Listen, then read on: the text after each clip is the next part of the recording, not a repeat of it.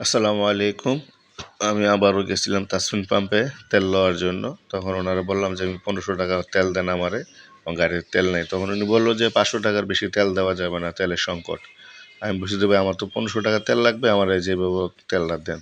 কয়, "না ভাই ৫০০ টাকার তেল দেওয়া যাবে না। দেশের অবস্থা ভালো না, এজন্য ৫০০ টাকার তেল নিতে হবে।" আমি বললাম যে, "ভাই এখন কি করার?" কয়, "তাইলে আমারে ২০০ টাকা দেন চা নাস্তা খাওয়ার জন্য। আমি আপনারে ১৫০০ টাকা তেল দিয়ে দিব।" তখন আমি বললাম যে, "ভাই কেন আমি ৫০০ টাকার তেলের জায়গাতে আপনারে ২০০ টাকা দিব? এটা হবে না। ঠিক আছে আমার ৫০০ টাকার তেল দেন।" তো আসলে কথা হইছে যে ভাই মালিক খুব ভালো মানুষ। উনি এত বড় একটা ফার্ম করছে, উনার একটা সম্মান আছে। তো স্টাফগুলা যে ধরনের কাজ কারবার করতেছে, উনার বদনাম হচ্ছে।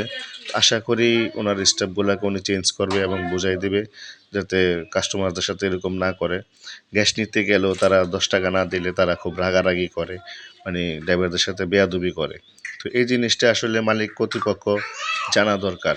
সবাই ভিডিওটা বেশি, বেশি শেয়ার করবেন এবং মালিককে দেখানোর সুযোগ করে দিবেন যে তাদের স্টাফগুলা ড্রাইভারদের সাথে